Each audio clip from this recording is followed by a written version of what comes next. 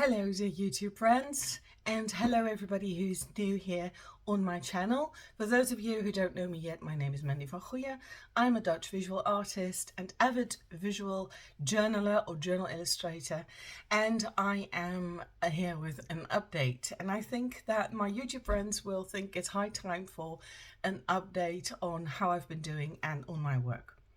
Now, first of all, I want to thank those of you who've approached me in the past months with personal messages asking me how I was doing, maybe a little bit concerned about my health, as I gave an update early this summer, I think, where I shared about the health challenges I had been going through in the years before. And then I was not on YouTube for another long time. So people began to get a bit concerned about me. Thank you very, very much for your concerns. As it happened, when I got those messages, I was down with COVID. So it was totally unrelated to everything else, but my health was a bit of a challenge, and I got through all right. Although I did experience that it was quite different than a regular cold or a flu. So it took a while for me to get over it. I think it lasted for about a month all in all until I started to feel the normal energy again, because that took a long time for me to not be tired anymore. But other than that, I'm doing fine. I'm still, with regards to the chronic pain, that's still gone. Or, for 99% it's gone. So that's really, really great. There were a lot of side effects on the medication that I got. I got some new medication, and so far it seems to be doing just what we wanted it to do. So the side effects came down a lot. So there are some inconveniences now, but hey, compared to the chronic pain, I'll take anything any day. I'm feeling good and I'm feeling energetic again. And I've been back in the saddle for a while now. And the result of that is what I want to present to you today, because I have news. So this video is I'm going to start with a little update of my work. And then I'm going to continue with an invitation. I'm setting up an open studio for illustrating journals and diaries and, drawing graphic memoir, but then more like in a journal style or a diary style, visual columns. But it's got to be illustrated. And I'm going to tell you all about that later on in this video. Now, my work, my art. So I spent all of August working full-time on my illustrated journals. And I'll show you just, for those of you who don't know my work yet, I illustrate my own journals. I started out art journaling, but over time, a certain style developed, a certain figure emerged, and metaphoric elements that kept coming back. So after a while, I ended up with journal illustrations like these that I'm continuing, and that, sometimes when people want to ask me, how do I find my own art style? It sounds so cliche, but I'll have to say, it will find you. If you just show up and if you just do the work, at some moment you will realize that there is this one style you keep doing without ever growing tired of it. You will keep on having ideas. Maybe you've got these days where you have this artist block, but then a couple of days later, there your figure is again and your style, and it's available to you to start telling story. Well, that is when you have found your style, and over time it will still develop, because as you continue to make more art, you will get better at it, more skillful. You will develop your visual language. So things will change, of course, but they will only change slightly, I think, unless you try to find a totally new style again, you go off the rails. But if you keep working on that which your soul or your mind or your hands want you to do, and do it rather easily, in the sense, not that these drawings are easy, because, let me explain. This looks like a very simple drawing, but it takes me 6 hours to do it. And that is because of my process of drawing. And I will probably share about that in the future, but my process is not as straightforward. It's not like I sit down with this image in mind and I draw it and that's it. The process is much, much, much different.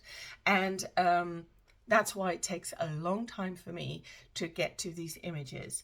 But the way I work brings about a lot of new images and a lot of new visual language and a lot of new metaphors. And it's both an exploration to myself as an expression, and that's what keeps the process interesting for myself as well. So I'm not just doing the next trick, which is what you might run a risk of doing when you are frantically looking for your own style. You must be very careful not to turn into a one-trick pony, which Instagram is absolutely a very good example of. My Instagram timeline artists, I think at least 50% of them are one-trick ponies, can do just one trick very well, and I keep doing it over and over and over with different images.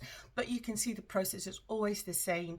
And what happens then is in the beginning it looks great, you know, when they just when they come to this form of art that they are making, it's great. But once they keep going, you see that their soul is evaporating from the art, and then it becomes a hollow thing that you might as well ask AI to produce. So yeah, I spent all of August working on my art journal, on my visual journal, my illustrated diary, my visual columns. I find it very hard to pinpoint what I do with just one word. I specifically don't call this an art journal anymore. And the reason for that is because, and I am not judging anyone here, please let me be very clear about that, but there is a clear distinction between art journaling and an illustrated journal. Art journaling to me is modern scrapbooking. Like you cut out a quote, you stick it on a page, you intuitively and relaxingly put some paint on the paper and a stamp, and it looks really great. That to me is art journaling. It's relaxing, you get pretty, or maybe less pretty, but really nice pages. But you know, there is no real storytelling in there. Of course, the pages mean something to the person who makes them. The quote will probably mean something. But storytelling, visual vocabulary is something completely different. And that is the thing that I am interested in. So that is what I'm doing in these journals. And I've numbered them. This is number 6 already, and number 6 means that I've already filled up 5 of these books within 1.5 years, I think. And these are thick books with lots and lots of pages. I don't know how many exactly. No, I don't know how many, but they are not thick. They are quite thin. These are Talent's Art Creation sketchbooks. And I've filled 5 up already, and this is number 6, and I'm still going strong. There are still lots and lots of ideas, and that's when you know you've got something. That's when you know this is your thing. So for me, it was a little bit frustrating to find out. I'm going to show another one, but I have to censure something. This is actually my real visual journal, right? My diary. So I don't want to share everything. But for instance, this image. I like to draw images that are not just looking pretty and nice. This image is called Overthinking Things. I give my journal pages a title sometimes, most times. This one is Overthinking Things, so you can see there's fireworks coming out of my brain, and my brain just popped out of my skull. You can also see she is standing on a cone. She has no feet, but her own basis is just a small tip of you know, a teardrop like shape that's upside down. Then you can see there are frantic hands over here, because when you overthink things, you can become really busy with things, but you're just being frantic. You're not really focused on anything productive. So that's why the hands are here. And also, and this is something people sometimes find scary about my work, is that she's cut in half. She's got an open skull. One eye is bigger and is out of the face. And sometimes the arms are in pieces, or the legs are in pieces. And the thing is, to me, it has absolutely no negative or scary connotation. For me, it is about being fragmented, which I believe we all are in a certain way. When you think about mental health, many people are fragmented. I mean, people are hurt by trauma, by not finding their position in this world, by circumstances that put them in the sidelines rather than being in the main, by going with the flow of the mainstream. There are also people caught in the flow of the mainstream who would love to be a bystander for a while and get to know who they really are, because they are overtaken by the daily routines, by the daily humdrum. So what I see in this world when I look outside, I see people who are fragmented. Their emotional life is fragmented. Sometimes they have no access to it. Sometimes people are cut off from their emotions, which is when, for me, the neck is gone. When the connection between the head and the body is missing, that's what it means to me. So everything in these pages and everything that is there and everything that's not there means something. So if anybody would ever study my pages in the future, if ever, that they would have to be looking for these elements that say something when they are there or when they are missing. And that to me is what illustration is about. It's about a visual expression. So it's not an illustration in the sense of making a message look pretty, which is what I think art journaling does. You have a message and you make it look pretty, or try to make it look pretty. But for me, illustrating a diary, a journal, or illustrating a column or a graphic memoir is when you are finding the tools to express the unspeakable. So it's just like with poetry. When you write a poem, you use words to try and make a painting of words, a lingual painting, to capture something that's really hard to express in words. And that is what I do in my diary, what I try to do.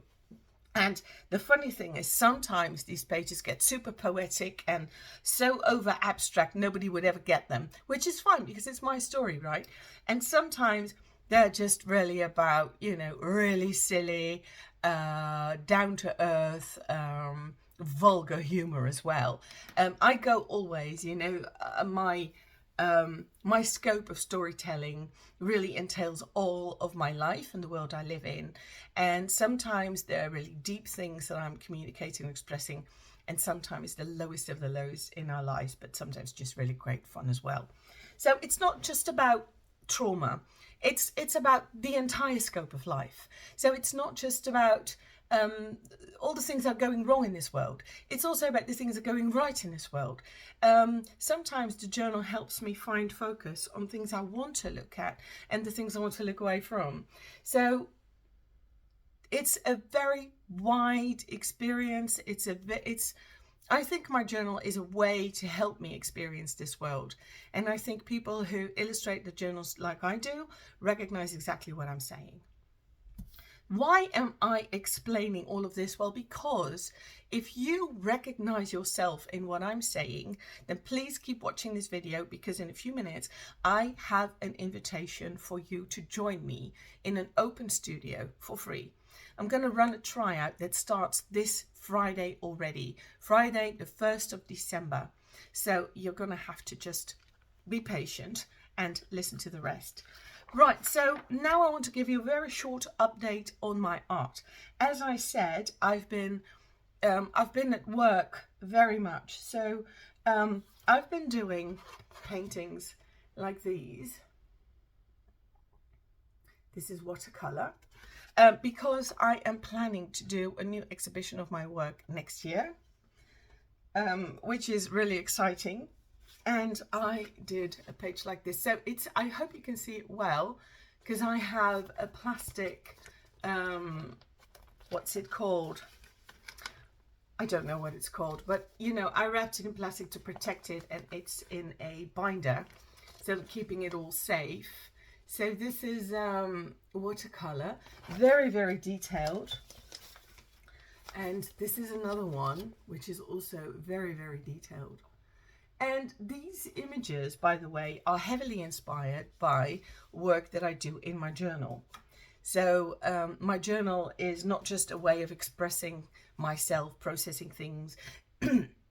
It's not just, sorry, I just had coffee. I think I also swallowed a frog. So it's not just a way to express myself and develop my own visual vocabulary, but it's also a very rich soil for me to grow my art on. So that's why I'm doing it. So work that I'm still working on. This is one that started out with an illustration that I did a first layer of after the earthquakes in Turkey and Syria.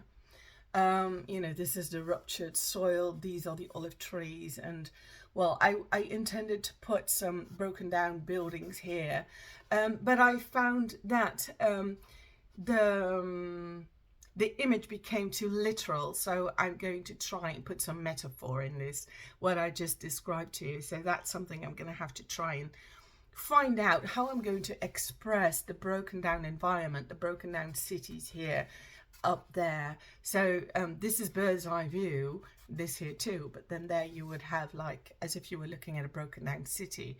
It's what I intend to do. Whether I'll succeed in it, I don't know, because looking back, I would have done things really differently had I planned this.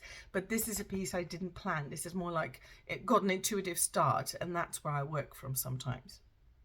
So working on this, and this one needs, I put some extra layers on it, I think about 10 layers, and then I'm putting it away because I don't know how to continue yet. So what I'll do next probably is in the coming weeks, I'll take a photograph of this and I'll start experimenting with it on in Procreate digitally to try out some things that I could do with this and how that would look.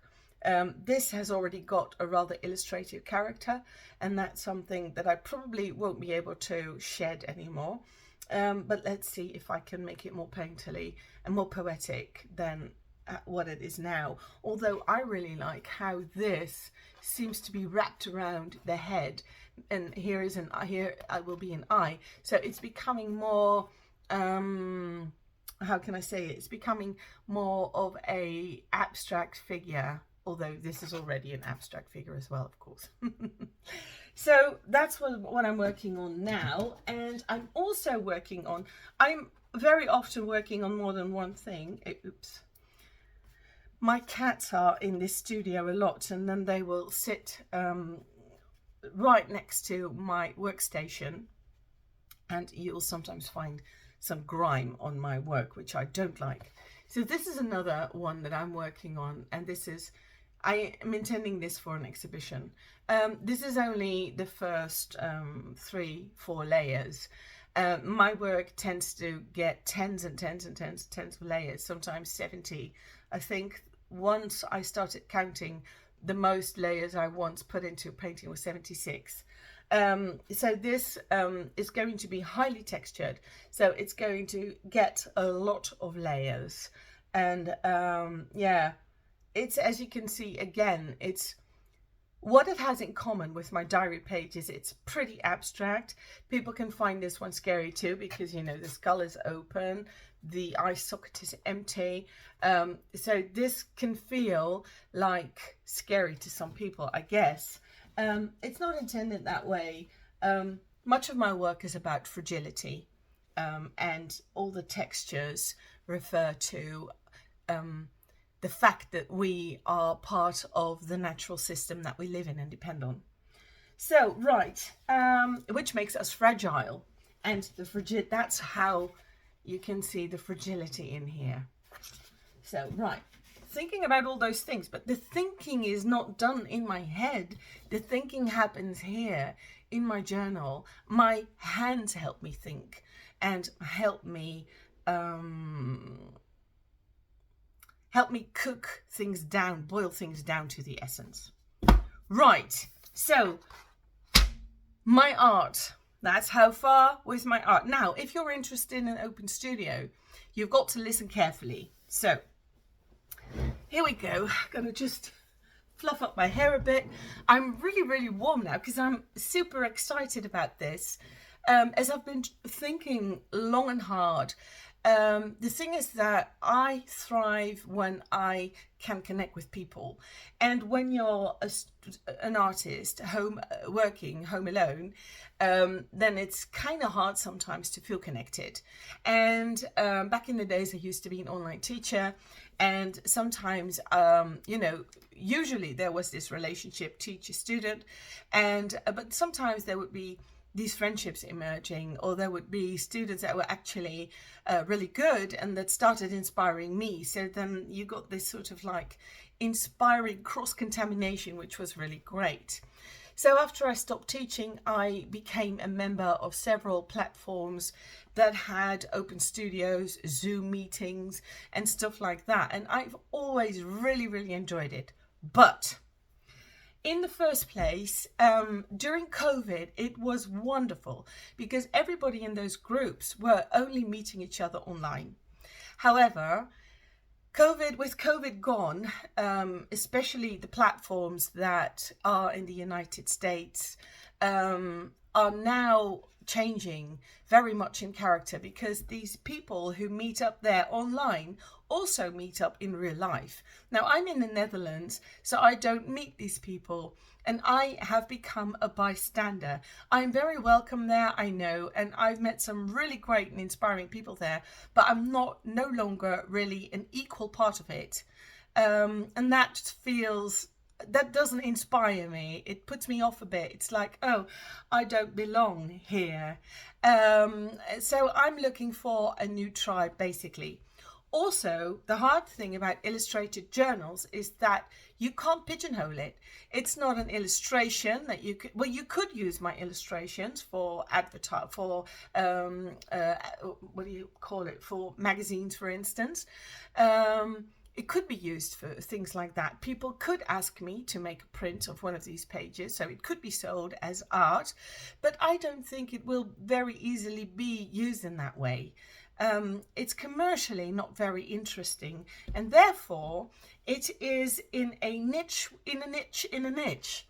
And yet I know that many people have illustrated diaries, journals, illustrated columns and stuff like that. So what I want to do is to try and see if I can create an online space for specifically this kind of niche. Right, so what is an open studio? I took notes so that I won't forget to talk about things. An open studio is an online meeting in Zoom or Google Meet or whatever. And basically it is a work apart together situation. So everybody joins, and the principle is that you do get to chat a little bit and you do get to share some of your work, but if you hear some weird noises, it's my cat, and I don't know, something is wrong with our cat. He is aging very fast, and we think maybe he's suffering from dementia. Hello, come on, show yourself. Look, this is him. Whoops. And yeah, I'll just hold on to him for a bit. No, come on, be decent. But the intention of such a group is that you're there with equal, that you're all as equals there. So it is definitely not a lesson situation. It is not, I won't be there as a teacher. I will only be there as a facilitator and a participant myself. So I will be facilitating the online space, and I will facilitate a certain structure. But other than that, I will be a participant just like you. But that means something, because that means that I am inviting a certain kind of journaler only. And with a journaler, I also mean diarists or columnists or graphic memoirists as well. But more about that later. No, more about that now, sorry. So I'll be doing 4 tryouts on the next Fridays. So it's going to be December 1st, December 8th, December 15th, and December 22nd. So keep that in mind as well. Now, it is, like I said, I'm looking for a specific type of journaler. You have to be an avid journaler, meaning that I'm not looking for somebody who's looking to try this out for just this once. I'm actually looking for people who already do this. Daily basis, no, that's a little too much to ask. I don't make these pages on a daily basis, but very, very regularly. You've got to have some experience in visual storytelling. You've got to already be working on a visual vocabulary. What I'm going to say now, I hope I don't come across mean or judgmental, but I do want to say this, but art journaling, to me, like I said before, is something completely different. It's more like a pastime, you know, it can be super meaningful, I know, but I am looking for a specific kind of visual journaler who do visual storytelling by means of illustration. So you have to draw, and you have to, it's about drawing everything from yourself. So yeah, sometimes I use, for instance, collage, but the collage elements that I use will be fully unrecognizable or unrecognizable the moment I use them. So I don't use anything ready-made, and no quotes, no stuff like that. It's got to be storytelling from the tip of your toe to the tip of your head. It's got to be all you.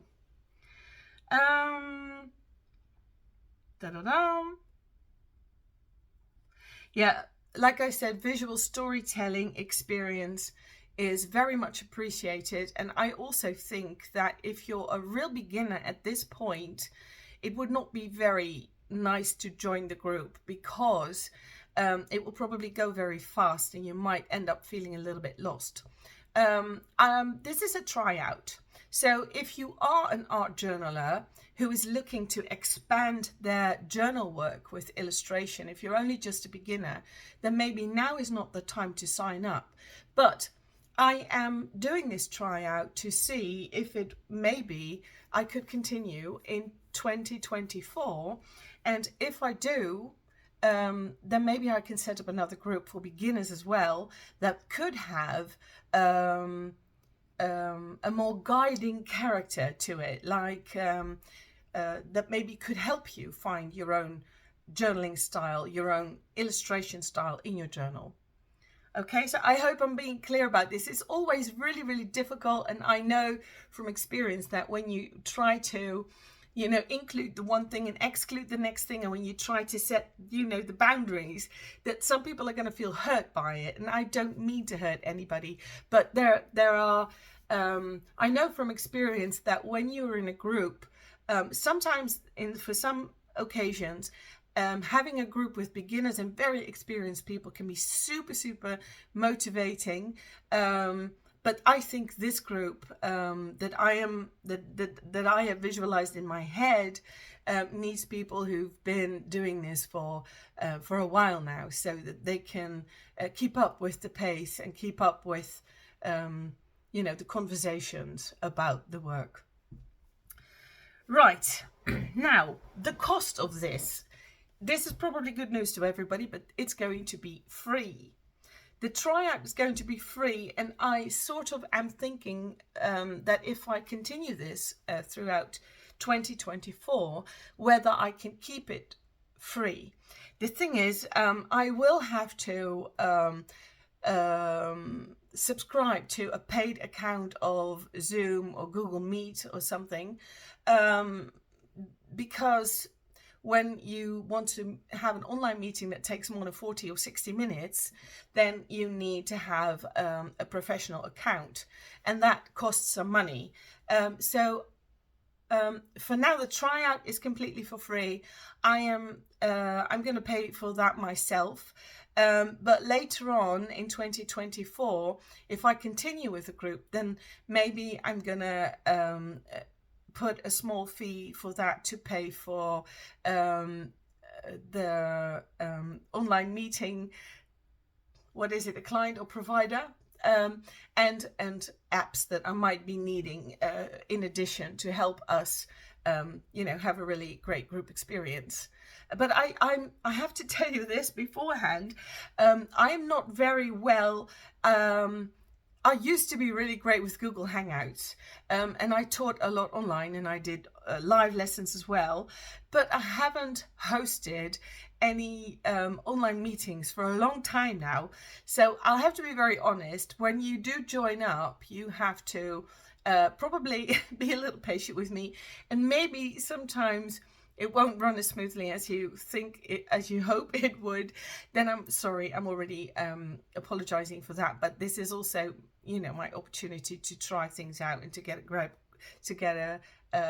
grip on this and to make this a smooth experience. But I hope it's going to be smooth sailing.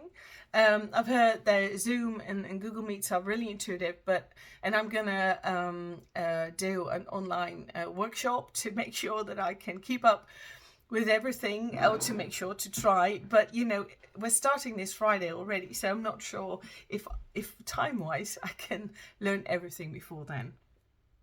So it's for free, but there are only 10 spaces available. The reason why I'm doing that is because in my experience, when a group gets larger, you need breakout rooms and everything. I'm not going to get into breakout rooms just yet. And also what I find is that diaries and journals and, autobiographic work can be really intimate. And that's something you don't want to discuss in a larger group. You don't want it to become something public. So that's the second thing. When you sign up, you automatically agree that everything that happens in the group stays in the group. So don't spill the tea on anybody else, because you wouldn't want other people to spill the tea on you. Of course, it is maybe a good idea not to work on topics that are super intimate, that are super private. But at the same time, sometimes it happens. I once joined a poetry class, and it was really, really, looking back, I feel so embarrassed and so ashamed. But the thing was, something had happened in my life the day before the class that took me over emotionally completely. It was a really, really rotten situation in a relationship. And the next day I went to that poetry class, and somebody said to me about that class made me afraid that the topic of that class, the theme, was going to be related to what happened to me the day before. And when I arrived there, that was exactly what happened. So I deliberated for just a moment. I thought, am I going to pick up my bag and go back home and just not get into this? But then the teacher urged me to stay and say, look, maybe I said, well, something just happened to me and this is triggering in all kinds of aspects. And she said to me, well, maybe you can use this experience in class. And I did that, and I wrote a very, my poem was like a weapon. It was very, very, like a very sharp razor blade. And the thing was, sometimes you're in good company and then people don't mind. When you're in really good company and people talk about their lives and people have life experiences, then sometimes it's okay to talk about difficult things. But I found out I was in a not so good company, and people were shocked by what I had written. It was all nice. It was all, good words. There was no swearing. It wasn't rude or anything. But it was razor sharp. And it really pinpointed a problem that I had with a person. And people were completely in shock, because normally relationships like the one we were writing about, are cute and warm and unconditionally loving. And mine wasn't. So that was a really, really difficult moment. And looking back, I wish I had left, because I gave away something of myself by opening up about a situation that I didn't explain at that moment, but I did read my poem out loud to the other people. And they were all in shock and judgmental. So when I ran into some of those people later, they really didn't look at, they were like avoiding me. And well, that's something you want to be mindful of when you subscribe to this Open Studio. Like, and before you enter the sessions, what are you going to work on? What are you going to share?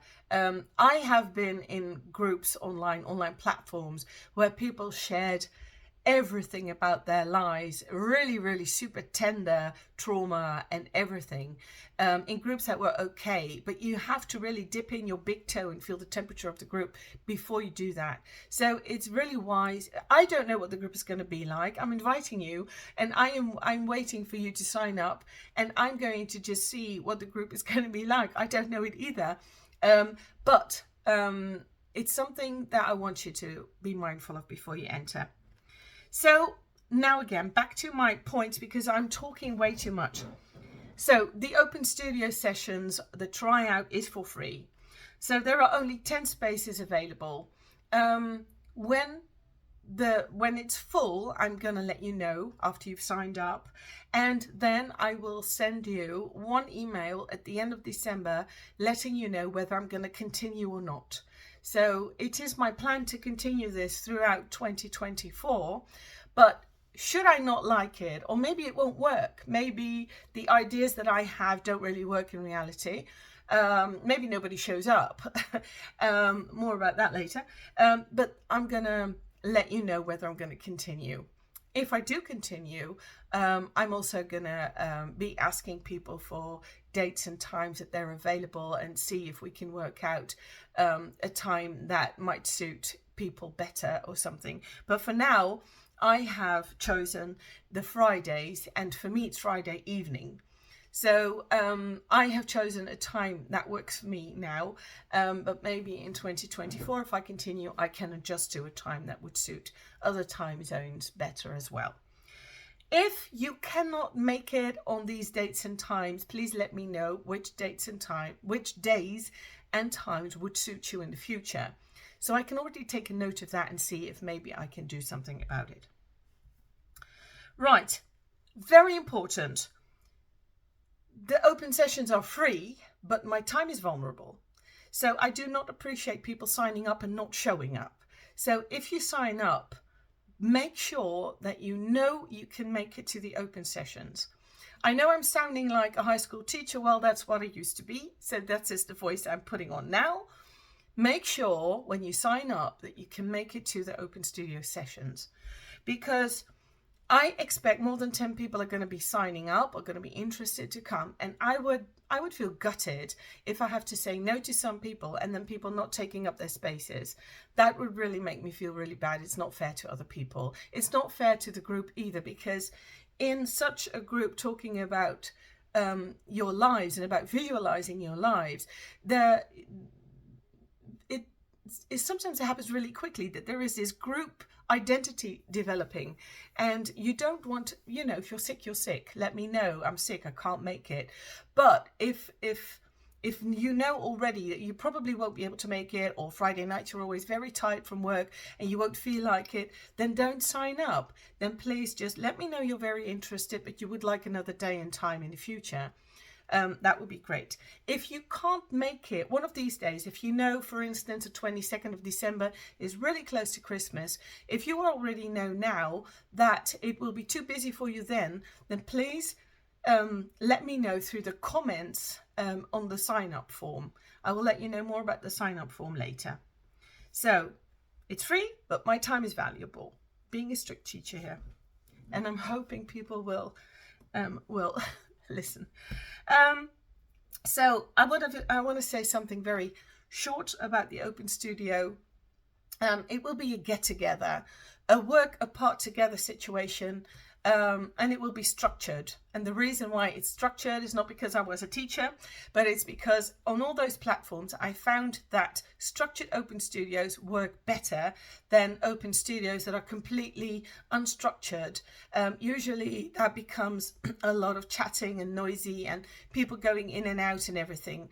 And for me, that didn't work. So I want to set up the space that worked for me, hoping to attract people who it will work for best as well. So a structured open studio will be like, we'll start with a check-in. We'll have to see how much time we need. The first meeting will, of course, be getting to know one another. Who are you? Why are you here? It's going to be like an introduction. So it's going to be about 30 minutes, 45 minutes, and I'm assigning everybody a couple of minutes, and I will keep track. Sorry, my coffee and the frogs. So what you can do in the next sessions with the check-in is to show the diary pages you've been working on in the weeks before that, and maybe talk about what you're going to do during the work apart together session. Then, say after half an hour or 3/4 of an hour, there will be a muted period of time, maybe 90 minutes, where everybody works on their own journals, on their own illustrated diaries, or you could call it whatever you like. So I'm going to mute everybody. The video camera will stay on. Not if you like. I prefer everybody to keep the video camera on so that you know the other person is working there too, but the chat will remain active. So if you want to talk, if you want to continue the conversation, you can in the chat. So you can do that privately with somebody you were talking to, or you can do that with the group. You can ask questions in the chat, but it will be quiet. This is a really, really great moment to meet everybody's pets. I've seen many pet owners being raided by their pets in the moment that people were working quietly on the work they were working on. It's also the moment you will see people dancing behind their desks with their earphones on. So it's kind of nice to just know that everybody is working on their journal pages together with you. And then there will be the check out at the end of the session. And that will be the moment where you can share what you did during the open studio, and maybe share what you intend to do with your journal, what your intentions are for the coming weeks. Until the next get together. Right, how can you sign up? Let's go there. I have a sign up form. Below the video will be a link, because I have to be very honest, I see everybody having links at the top of their, I don't know which side, but at the top of their videos, and I don't know how to insert that yet. I will find out sometime. But I probably won't. Maybe I will. If you see something pop up now, then I found out. But if I don't, then the link will be below. There is a link to the sign up form. You can sign up there, and I will let you know if you're in the group as soon as possible. It's very short notice, I know. And if it's full, then I'm going to let you know as well that there is no space available. And then I'm going to send you one email at late December to talk about my plans for 2024. So it's, don't, I hope that and also if you feel like I am not addressing you at this moment, maybe because you haven't illustrated your journal yet, but you want to move on from art journaling to illustrated journaling. Maybe if you are just a beginner artist, for me, asking for experienced visual storytellers isn't about wanting really good artists there, because I found with myself, my own experience, but also the experience of my students, that those who cannot draw very well are sometimes those who are most original in finding visual language, because they have to work around all the things they cannot yet do, and that makes them terribly creative. So it's not like I don't want any beginners there now because they're not good enough. It's just that I want to start out with a group that has a bit of a higher pace, that's already a bit experienced, so it can become this inspiring steam engine for everybody to keep momentum and to gain momentum in their art practice, not just in their art journal, but it's intended to overflow to other areas of art making. So I am aiming more towards people who work on art a lot, not necessarily full-time, but more, it's got to be more than just a hobby or a pastime. So that's the people I'm aiming for now. And in the future, you know, I really like doing online sessions. There is, for me, I don't see a reason why I shouldn't, if things go the way I think they can go, then I don't see a reason why I wouldn't be able to start with, you know, a beginner group as well. Or maybe a mixed group or something like that. Maybe, I don't know, maybe it turns out that a group is much more inspiring when we have lots of beginners in it. I don't know, but I've got to try it out. And that's what I'm doing right now. So if you're interested, then there is a sign-up form. What I want to know from you is your email address, of course, your first and last name. I want to know why you want to join. And that has to do with, if there are many people signing up, I will have to make a choice between people. And then I just want to know the motivation. And I also ask for a URL of if your work is online, I would like to see a URL of some of your work, not to judge the quality. So it's not about that, but it's just to get an idea as the facilitator, to get an idea of who's going to be in that group. And there is a comment section, and the comment section is intended for, well, let's say if you know beforehand you cannot make it on one or two of the days that I've planned this, that you let me know in the comment section when that is. So I just want to know this. I just want to be prepared and not end up with an empty online meeting room. Nothing is more depressing than having an online get together and be alone. I know I will be alone, but yeah. So this is it for today. Sign up form is there. If you like my video and if you like where my ideas and my energy of this moment are going, sign up to my channel if you haven't already. And please give me your thumbs up or thumbs down, or leave a remark, please, because the YouTube algorithms, I don't know what they're up to, but it's getting harder and harder and harder to find good videos. I know myself that it's getting harder, and at the moment I can only find really nice videos because I subscribe to the channels. And other than that, the videos YouTube is presenting me with on my timeline are quite deplorable. So yeah, if you interact with my videos, it really helps my channel to be found by people who could be interested in my in this work. So thank you very much for watching this. I hope you've enjoyed the update. I know that I have. It's been a long chat, but then again I had a lot to say. So I'm looking forward to seeing the filled out sign up forms, and I hope that we'll start with a nice group on this coming Friday. Thank you very much for watching, and see you again in the next video. Bye.